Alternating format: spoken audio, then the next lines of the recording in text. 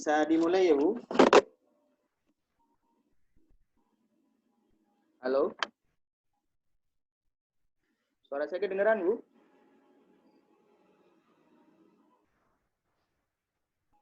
Dengar ya? Iya, kedengaran Ustaz. Lupa. Baik, Assalamualaikum warahmatullahi taala wabarakatuh. Waalaikumsalam warahmatullahi wabarakatuh. Bapak Ibu yang dirahmati Allah Subhanahu wa taala, pada kesempatan kali ini saya akan mempresentasikan IHT tentang modul ajar. Meskipun baru yang hadir ini baru satu, tapi tidak apa-apa. Sambil menunggu yang lain. Bapak Ibu langsung saja. Jadi modul ajar yang akan saya presentasikan itu ada 3 hal yang nanti akan kita sama-sama pahami bersama.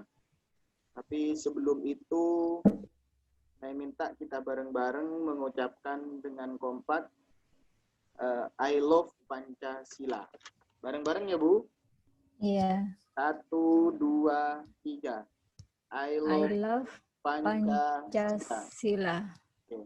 Baik, gimana kabarnya malam ini, Bu? Sehat? Alhamdulillah sehat. Alhamdulillah sehat. Iya. Semoga senantiasa kita selalu sehat. Amin, amin ya rabbal alamin. Baik. Amin ya rabbal alamin. Sebelum masuk pada materi, jadi tujuan fasilitasi kita pada kesempatan malam ini adalah yang pertama, kita diharapkan nanti mampu memahami tentang komponen modul ajar. Terus kemudian yang kedua, kita juga diharapkan mampu memahami prinsip modul ajar. Dan yang terakhir adalah kita juga diharapkan bisa mampu memahami prosedur penyusunan modul ajar. Sudah paham kan ya, Bu, tentang modul ajar itu apa? Ya, sedikit. Mungkin habis ini jelaskan biar lebih cerah lagi nih. Oke, baik. Lebih jelas lagi.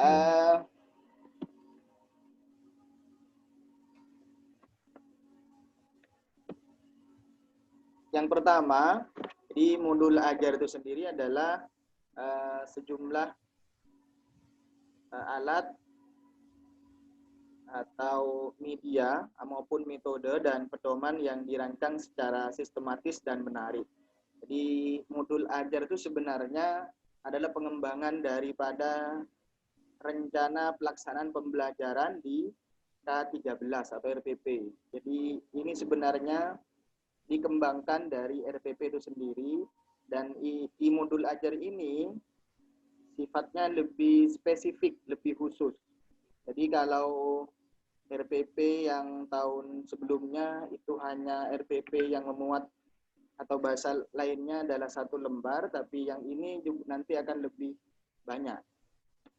Atau yang kedua, modul ajar itu merupakan implementasi dari alur tujuan pembelajaran yang dikembangkan dari capaian pembelajaran dengan profil pelajar Pancasila sebagai sasaran.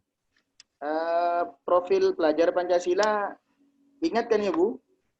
Ingat. Ya, ada 6. Ya, salah satunya 6. Apa, Bu? Yang pertama itu beriman dan bertakwa kepada Tuhan Yang Maha Esa. Yang kedua mandiri. Iya, betul ya?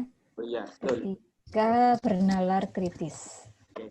Itu salah satu dari nilai-nilai profil pelajar Pancasila yang menjadi pedoman kita dalam menyusun, salah satu pedoman kita dalam menyusun modul ajar itu sendiri.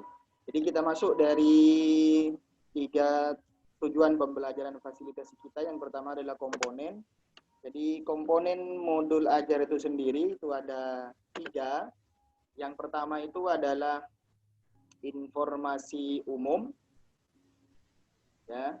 Jadi informasi umum dalam modul ajar itu sendiri itu terdiri dari identitas sekolah atau nama sekolah kita atau nama lembaga kita. Kemudian yang berikutnya adalah kompetensi awal. Kompetensi awal ini jika di pembelajaran kelas 7 materi pertama itu belum ada. Jadi belum ada kompetensi awal. Jadi kompetensi awal itu adalah kompetensi yang sudah pernah dipelajari di jenjang pendidikan, jenjang pendidikan yang sama sebelumnya. Kemudian yang ketiga itu adalah profil pelajar Pancasila yang sudah Ibu Rili tadi sebutkan. Kemudian yang berikutnya adalah sarana dan prasarana yang dibutuhkan dalam proses pembelajaran nanti. Itu meliputi apa saja, entah itu laptop, kemudian handphone, dan seterusnya. Kemudian target peserta didik. Ya. Dan yang terakhir adalah model pembelajaran yang digunakan. Itu ada discovery learning, ada PBL, dan seterusnya. Sesuai dengan apa yang akan kita pilih. Kemudian berikutnya, di modul ajar itu ada komponen inti. Di komponen inti itu meliputi tujuan pembelajaran yang sudah kita susun melalui ATP, alur tujuan pembelajaran. Jadi kita tinggal masukkan ke tujuan pembelajaran apa saja. Kemudian yang berikutnya adalah pemahaman bermakna. Dari pembelajaran itu, pemahaman apa saja yang diharapkan dapat dicapai oleh peserta didik. Kemudian yang berikutnya juga pertanyaan pemantik. Ini kalau saya mengindikasikan hampir sama dengan persepsi, memancing siswa untuk memahami materi yang akan dipelajari.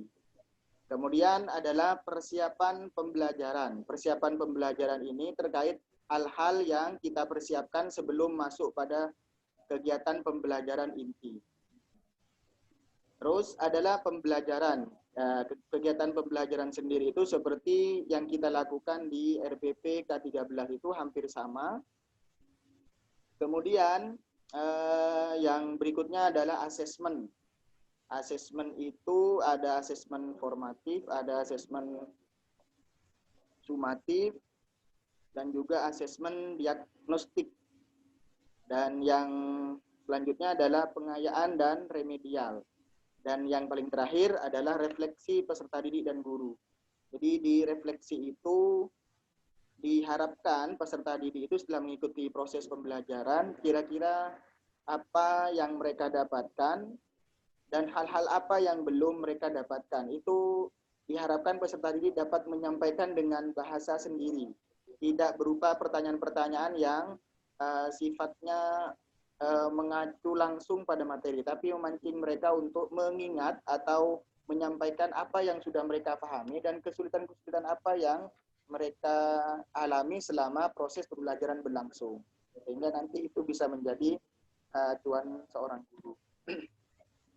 Kemudian yang terakhir di komponen itu ada lampiran. Lampiran itu ada lembar atau LK peserta didik. Di situ yang menjadi lampiran pertama, kemudian yang kedua bahan bacaan guru dan peserta didik, dilanjutkan dengan glosarium atau daftar kata-kata yang perlu makna atau perlu maksud, entah itu singkatan dan seterusnya. Dan yang terakhir adalah daftar pustaka. Dilanjutkan dengan yang berikutnya, yaitu prinsip penyusunan modul ajar.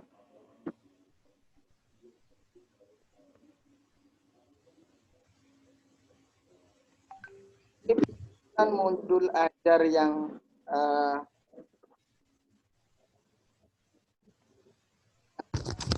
itu adalah esensial. Esensial yang dimaksudkan di sini adalah pemahaman konsep dari setiap mata pelajaran itu melalui pengalaman belajar dan lintas disiplin. Jadi hal-hal pokok apa saja yang harus diletakkan pada modul ajar itu sendiri.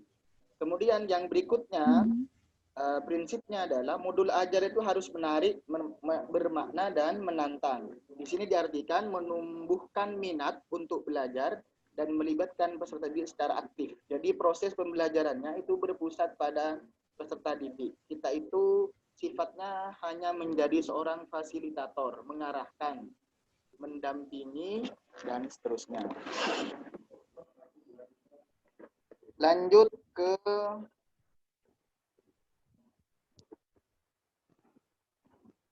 prinsip yang ketiga, yaitu relevan dan kontekstual.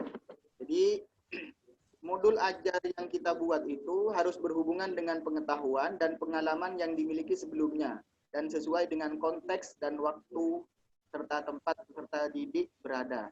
Jadi relevan itu berhubungan, kalau kontekstual sesuai dengan keadaan yang sekarang. Jadi selalu adaptif dengan perkembangan zaman. Sehingga pembelajaran yang kita sampaikan ke peserta didik itu betul-betul menjadi pembelajaran yang menyenangkan bagi mereka, tidak membosankan, tidak justru membosankan. Baik, dilanjut dengan yang ketiga, yang keempat, berkesinambungan. Dalam artian, ada keterkaitan alur kegiatan pembelajaran sesuai dengan fase belajar peserta didik. Jadi, fase belajar peserta didik itu juga perlu kita perhatikan. Dan yang terakhir adalah prosedur penyusunan modul ajar.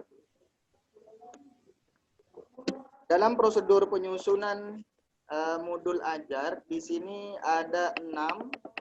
Yang pertama, modul ajar itu, prosedur yang pertama adalah menganalisis kondisi kebutuhan guru, peserta didik, serta satuan pendidikan. Jadi, seorang guru itu diharapkan mengetahui kondisi dan kebutuhan peserta didiknya berdasarkan latar belakang serta sarana dan prasarana yang dimiliki oleh sekolah tersebut. Yang mungkin ini bisa dilakukan kalau untuk kemampuan mereka bisa dilakukan yang namanya asesmen diagnostik. Kemudian yang kedua, identifikasi dan tentukan dimensi profil pelajar Pancasila. Jadi seperti yang sudah disebutkan tadi sama Bu Lili, jadi profil pelajar Pancasila apa saja yang akan kita masukkan ke modul pembelajaran kita. Sedangkan yang ketiga adalah menentukan alur tujuan pembelajaran yang akan dikembangkan menjadi modul ajar. Jadi istilah lainnya, jadi tujuan pembelajaran itu yang ada di modul ajar itu tinggal copy paste dari ATP yang kita sudah buat. Sedangkan yang keempat, menyusun modul ajar berdasarkan komponen yang tersedia. Komponen-komponen tadi seperti yang disebutkan di awal, itu ada berapa Bu komponennya Bu? Ada 3 ya? Ya, ada 3. Komponen. Ada informasi umum, kemudian ada kegiatan inti dan lampiran.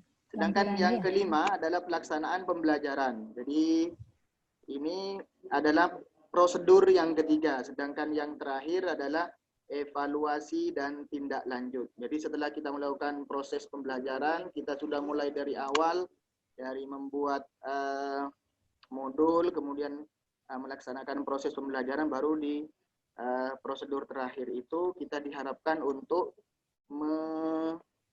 melakukan yang namanya evaluasi. Oke, baik, sampai di sini mungkin ada yang perlu ditanyakan, disilakan Bu. Oh iya, tentang profil Pancasila ya, profil pelajar Pancasila. Ya, tadi kan ada 6 nilai. Apa semuanya bisa dimasukkan ke modul ajar pada saat pembelajaran itu, atau hanya sebagian saja? Itu mau dijelaskan. Oke. Untuk profil pelajar Pancasila, jadi tidak harus semuanya kita masukkan ke modul ajar, namun kita menyesuaikan dengan materi yang akan kita sampaikan atau materi yang akan kita ambil. Jadi misalnya jika di elemen Pancasila, terutama di pembahasan sejarah lahirnya Pancasila, itu biasanya hanya yang bisa kita ambil yaitu beriman dan bertakwa kepada Tuhan Yang Maha Esa serta berakhlak mulia. Kemudian ada bernalar kritis di situ, ataupun juga bisa mengambil bertanggung jawab. Jadi menyesuaikan dengan tujuan pembelajaran atau elemen apa yang kita ambil. Jadi tidak semuanya, Bu. Mungkin ada lagi? Iya, sudah cukup itu. Mungkin ada hal-hal yang perlu didiskusikan lebih lanjut atau yang masih mau ditanyakan, disilakan karena masih ada waktu. Saya kira sudah cukup. Ini mungkin saya endapkan dulu. Nanti di lain waktu mungkin kalau ada yang mengganjal lagi atau tidak mengerti nanti akan saya tanyakan lagi. Oke, baik. Terima kasih. Jika sudah tidak ada yang perlu ditanyakan, mungkin di akhir sebagai refleksi bagi kita semua, kira-kira dari pembahasan tadi, kira-kira apa saja yang bisa Ibu Lili dapat dari apa yang sudah saya sampaikan? Ya. Secara gambaran umum saja, Bu. Iya, gambaran umum. Karena ini adalah kurikulum penyempurnaan atau pengembangan dari K13 kemarin ya. Ya, ini betul. Tadi kalau saya cermati tadi ternyata modul ajar itu adalah sama dengan RPP pada saat kita di kurikulum K13. Ya, seperti betul. itu ya. Hanya sebutannya saja.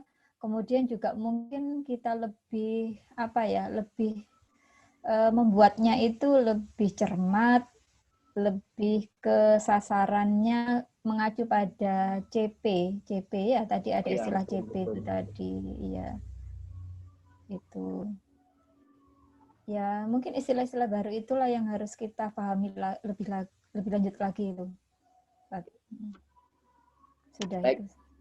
Itu saja. Jadi betul jadi yang disampaikan tadi. Jadi ini adalah kurikulum, bukan kurikulum baru, namun ini kurikulum yang pengembangan dari kurikulum sebelumnya, yaitu kurikulum 2013.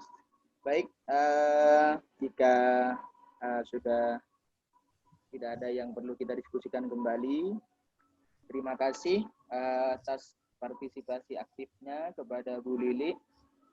Mungkin kita tutup pertemuan pada kesempatan malam hari ini dengan pembacaan hamdalah bersama-sama. Alhamdulillahirrahmanirrahim. Terima kasih, saya tutup. Assalamualaikum warahmatullahi taala wabarakatuh. Waalaikumsalam warahmatullahi wabarakatuh.